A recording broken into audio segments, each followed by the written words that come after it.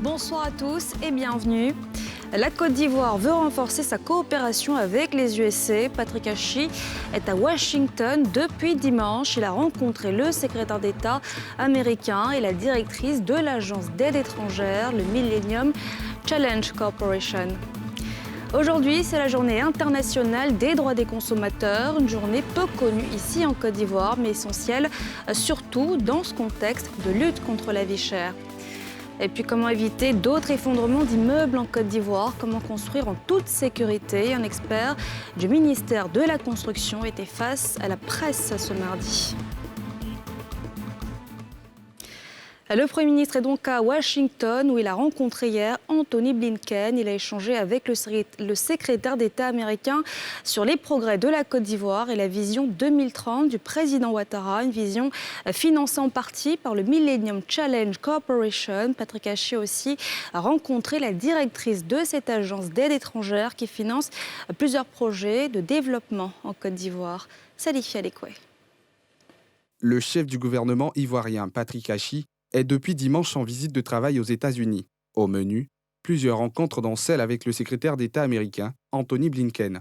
Le renforcement de la coopération entre les États-Unis et la Côte d'Ivoire sur le plan sécuritaire, économique et la démocratie ont été abordés à cette occasion. On a besoin que, les États-Unis apportent un appui beaucoup plus important à la Côte d'Ivoire, mais bien sûr aux pays de la sous-région. Pour l'importance que représente la Côte d'Ivoire dans la sous-région, il est évident qu'on devient un enjeu majeur de stabilité sous-régionale. Donc on est un pays véritablement en jeu. Je crois que les Américains l'ont compris. Nous avons également invité les États-Unis à participer à un niveau assez élevé à la COP 15, cette COP qui va traiter spécifiquement des questions de désertification, donc de questions de lutte contre le réchauffement climatique, mais également de freiner bien sûr l'avancée de la désertification dans le pays. Le Premier ministre a également échangé avec la directrice générale du Millennium Challenge Corporation, Alice Albright, dont l'institution finance des projets en Côte d'Ivoire à hauteur de 525 millions de dollars, soit environ 300 milliards de francs CFA.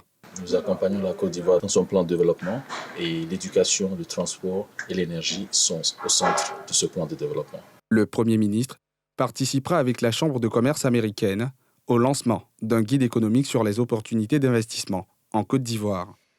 Nous sommes aujourd'hui le 15 mars et c'est la journée internationale des droits des consommateurs, une journée qui attire peu d'attention ici en Côte d'Ivoire et pourtant, plus qu'ailleurs, la voix des consommateurs doit être entendue, surtout dans ce contexte de lutte contre la vie chère.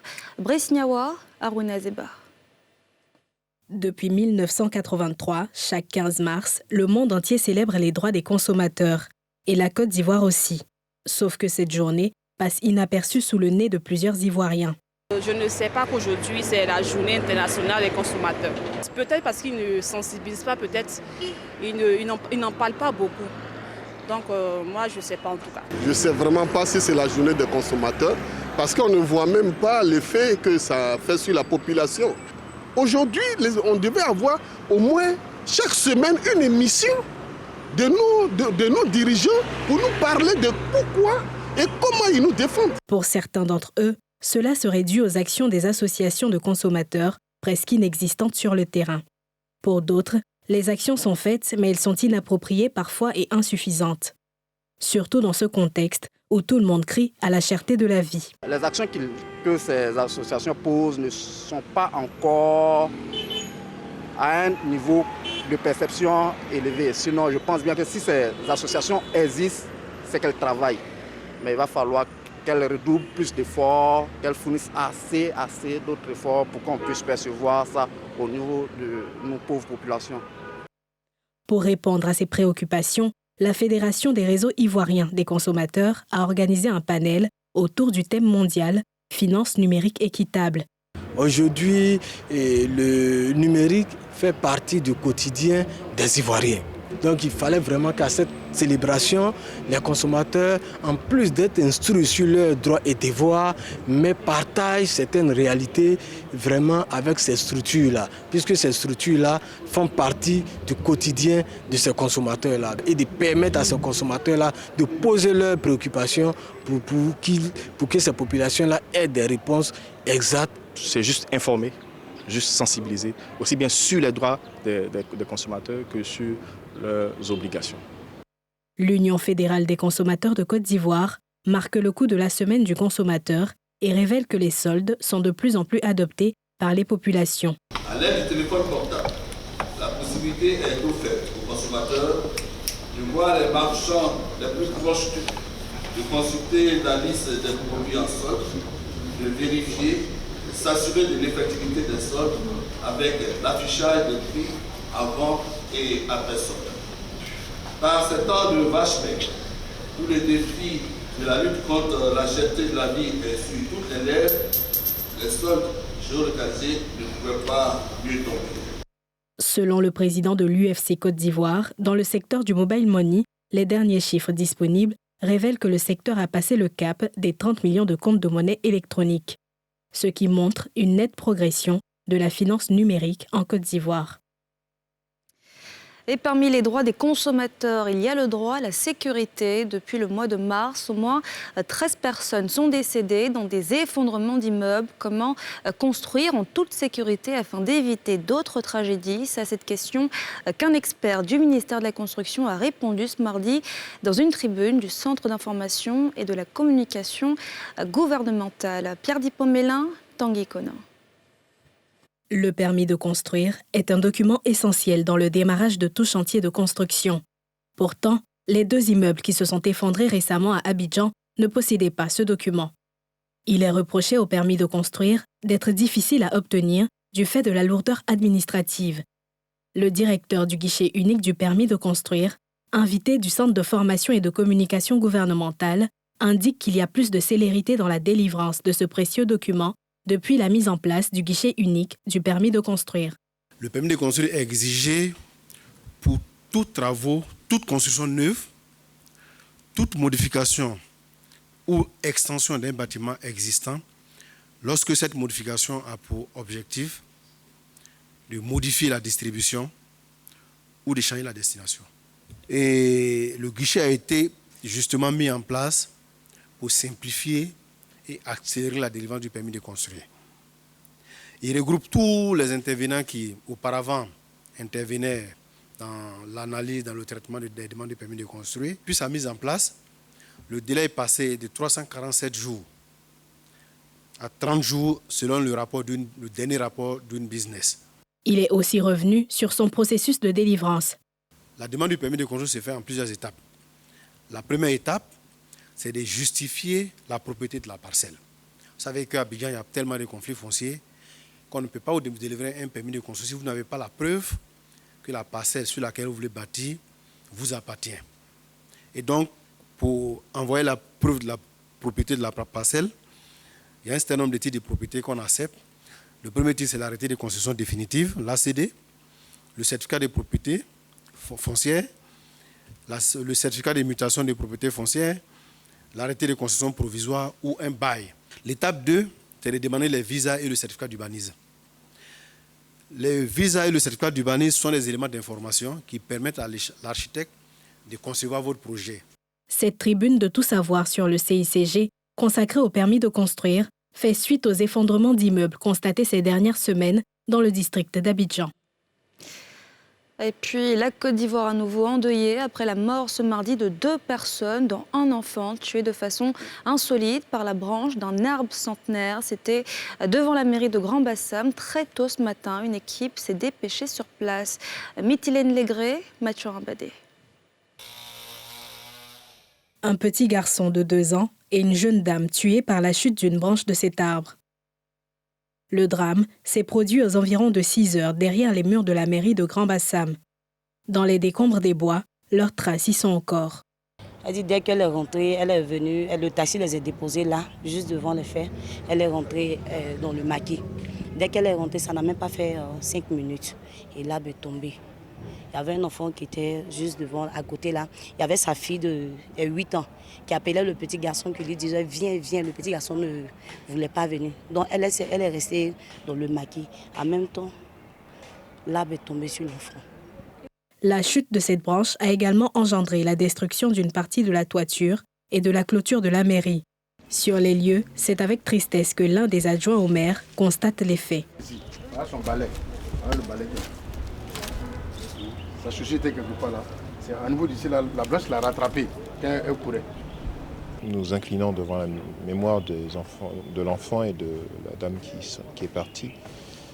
C'est vraiment un drame. Vous voyez, cet arbre est tombé et l'enfant était dessous. Il y a eu un témoin oculaire qui est sur le terrain avec le directeur du service social parce que nous préparons une visite à la famille ce soir avec le soutien pour témoigner d'abord notre soutien et présenter nos condoléances et celles du conseil municipal et tout le personnel de la mairie. Nous avons une réunion de crise. Le maire a été avisé et ce soir nous allons prendre des dispositions sur tous les plans, sur le plan humain et sur le plan technique. En attendant que les dispositions prises par la mairie rentrent en vigueur, cette zone est désormais interdite d'accès et les commerces aux alentours de cet arbre resteront fermés jusqu'à nouvel ordre. Présentée depuis quelques années comme la maison mère des départs pour la migration irrégulière, Daloa reste encore minée par ce phénomène et ce malgré les multiples initiatives pour freiner sa progression. Pourquoi ce phénomène persistant? Comment y mettre fin définitivement? Mardoché Kwasi et Mathurin Badé se sont penchés sur ces questions. Reportage. Daloa, capitale du centre-ouest de la Côte d'Ivoire. Dans cette cité, les jeunes déscolarisés, sans emploi et sans qualification, n'ont pas d'autre alternative en termes de sources de revenus que le transport et le commerce. Et pour ceux qui n'y arrivent pas avec ces deux activités, le choix est vite fait de tenter l'aventure de la migration irrégulière. Nous tous, on converge peut-être après l'école, on converge vers ici. S'il n'y a plus de possibilité à l'école, on converge vers le black market. Puisqu'on n'a pas appris le métier. Le décapissement du premier black market, c'était en 2010.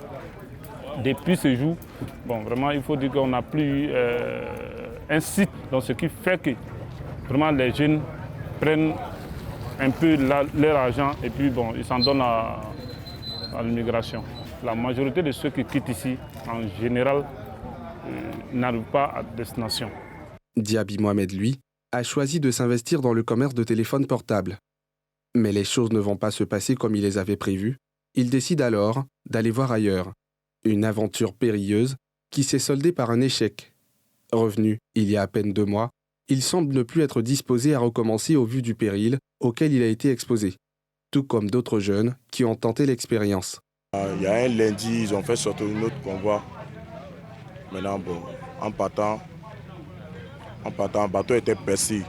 Il y a eu des mots. Moi-même, il y a un ami, lui-même, il est mort dans mes bras même. Ce qu'il peut dire à la jeunesse, nos gars essayent de rester au pays, ils vont travailler. Sinon, aventure là, c'est pas à faire. En fait, nous, on ne savait pas ce qui nous attendait. Voilà, c'est comme ça qu'on est arrivé à Gao. Gao, ils nous ont séquestrés dans une maison au moins pour une semaine, en attendant qu'ils voient un peu comment on fait pour traverser le désert. Donc c'est comme ça, une semaine après, ils ont pris dans un gros camion, 20 tonnes, entre 90 personnes.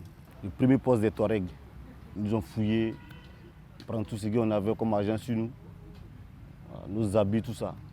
On a traversé le désert pendant au moins 5 jours avant d'arriver dans le premier village algérien au nord.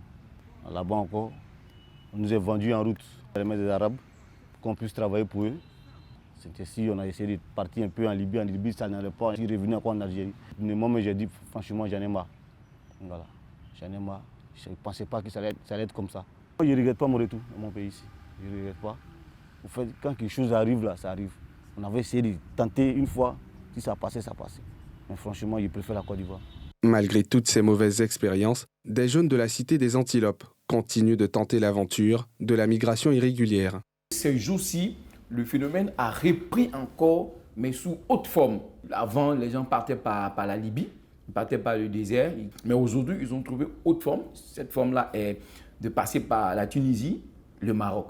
Des leaders de jeunesse, autorités politiques et administratives et ONG multiplient alors des initiatives pour juguler ce phénomène, qui en a fait assez en termes de victimes.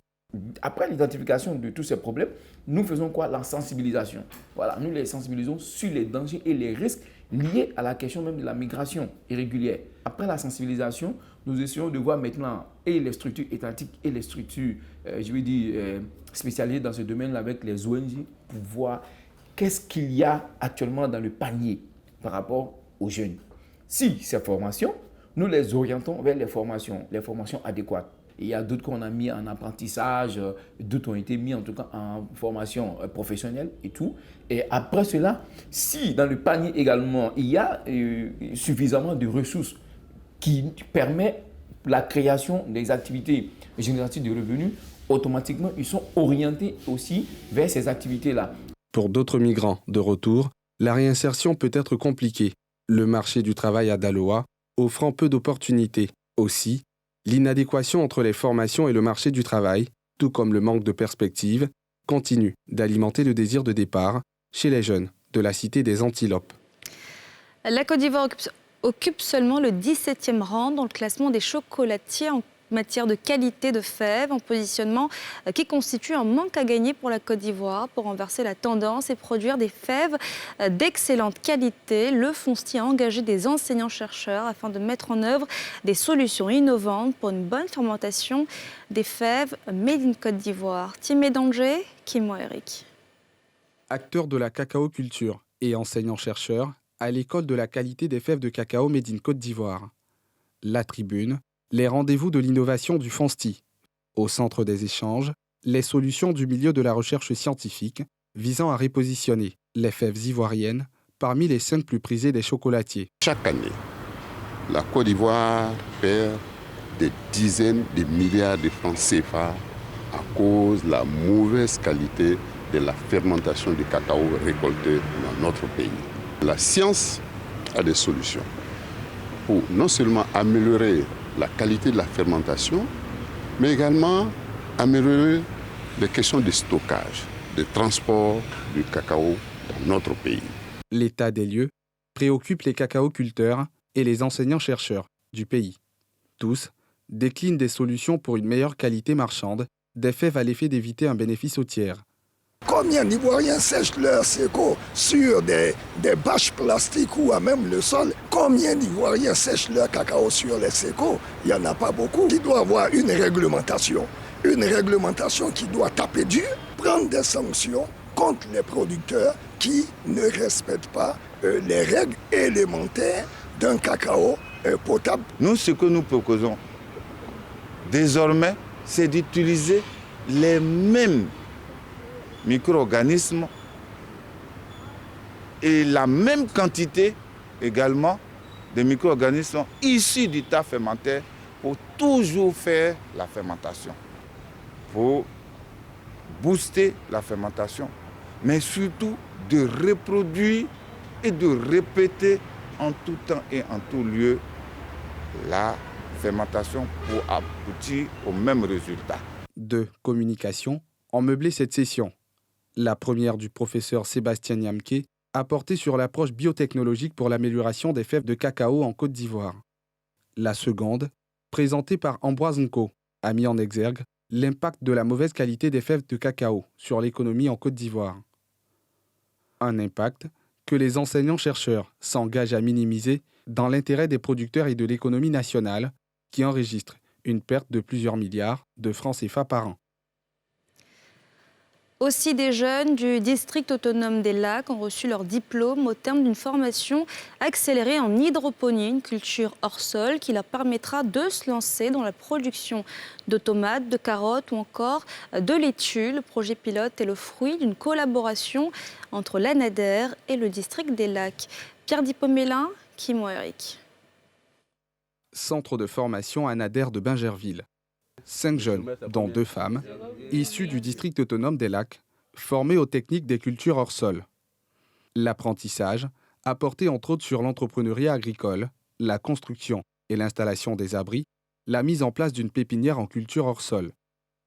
Au terme de la formation, leurs diplômes leur ont été remis, en présence de la ministre-gouverneure du district des Lacs, initiatrice de cette formation, dans le but de participer à la réinsertion socio-professionnelle des jeunes. Sachant que nos jeunes, pour certains, sont repartis donc, à la terre, d'autres sont déscolarisés, sont au village, s'occupent comme ils peuvent. Et je me suis dit que c'était une opportunité pour faire un projet pilote et faire venir ces jeunes ici les former et nous allons voir ce que cela va donner. Je suis confiante parce que ce sont des jeunes qui sont déjà au village, qui travaillent la terre régulièrement, mais qui ont un certain niveau d'instruction, qui comprennent encore plus vite. Durant cette formation, nous avons appris beaucoup avec notre formateur qui nous a appris à faire la laitue, la tomate, le piment et l'aubergine. Insuffisance de la pluie, température élevée, les maladies qu'on en a point fini. Et cette culture aujourd'hui vient pour répondre à tout cela, puisque le sol a été reconstitué autrement et l'eau qu'on donne, les éléments nutritifs que nous donnons à la plante vraiment sont maîtrisés. Donc elle vient pour donner un plus à la production, augmentation du rendement, une agriculture de précision et surtout c'est de consommer tout ce qui est sain. La culture hors sol désigne la culture des végétaux hors de terre. Grâce à des substrats et une eau enrichie en nutriments, les plantes poussent plus vite et contactent moins de maladies. Et voilà, c'est la fin de ce journal. Merci de l'avoir suivi. On se retrouve demain, même heure. Excellente soirée à tous et à toutes.